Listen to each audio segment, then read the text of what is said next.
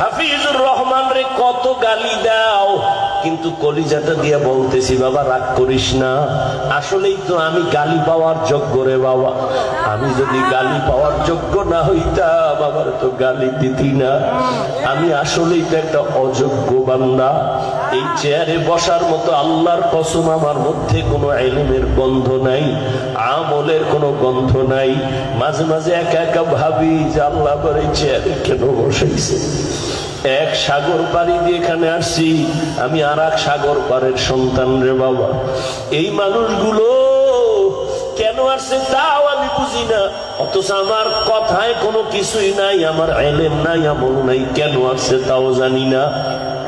আল্লাহর কাছে এখন শুধু একটাই দোয়া করি, মালিক তুমি আমার সম্মানের জায়গায় বসাইছো, গুনার কারণে ফালাইয়া দিও না রে আল্লাহ। সম্মানের জায়গায় বসাইছো রে মালিক, গুনাহের কারণে তুমি ফালাইয়া দিও না। ও কলিজার যুবক, পায়ে হাত রাইখে বলি, কলিজা দিয়া মোহাব্বত করি রে বাবা। আমি এখানে একটা যুবকেরও হুজুর বানাবার জন্য আসি নাই, ভয় নাই। আমি তোমাকে একবারও বলবো না তুমি স্কুল ছাইরা কলেজ বাদ দিয়া মাদ্রাসায় যাও, দাড়ি লম্বা করে তসবিহ হাতে নাও, পাগড়ি লাগাও, একবারও বলবো না। বরং আমি তোমার পক্ষে কিছু কলিজা দিয়া দোয়া কইরা যাব। আমি শুরুতেও বলছি, আবারও বলি, আমার দোয়া কবুলের খোদার কসম গ্যারান্টি নেই, তবে এই মাঠে বহু আল্লাহর বান্দা আছে আমিন খালি ফেরত যাবে না। আর এটা রসুলের কথা, একজন আর আমিন যদি মজলিসে কবুল হয় সবারটাই কবুল হয়ে যাবে।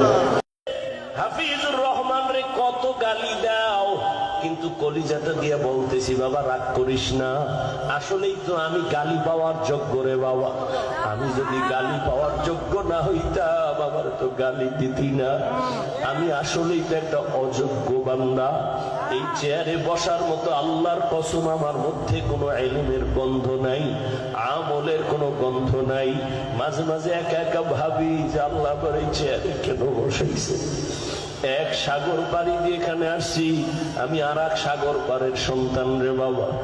এই মানুষগুলো কেন আসছে তাও আমি বুঝি না, অথচ আমার কথায় কোনো কিছুই নাই, আমার ইলম নাই, আমল নাই, কেন আসছে তাও জানি না।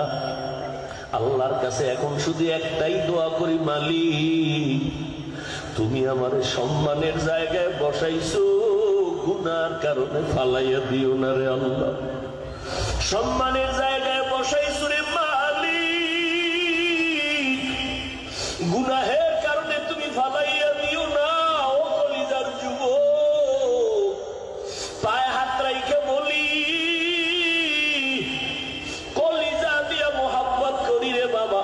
আমি এখানে একটা যুবকেরও হুজুর বানাবার জন্য আসি নাই, ভয় নাই। আমি তোমাকে একবারও বলবো না তুমি স্কুল ছাইরা কলেজ বাদ দিয়া মাদ্রাসায় যাও, দাড়ি লম্বা করে তসবিহ হাতে নাও, পাগড়ি লাগাও, একবারও বলবো না। বরং আমি তোমার পক্ষে কিছু কলিজা দিয়া দোয়া কইরা যাব। আমি শুরুতেও বলছি, আবারও বলি, আমার দোয়া কবুলের খোদার কসম গ্যারান্টি নেই, তবে এই মাঠে বহু আল্লাহর বান্দা আছে আমিন খালি ফেরত যাবে না। আর এটা রসুলের কথা, একজন আর আমিন যদি মজলিসে কবুল হয় সবারটাই কবুল হয়ে যাবে।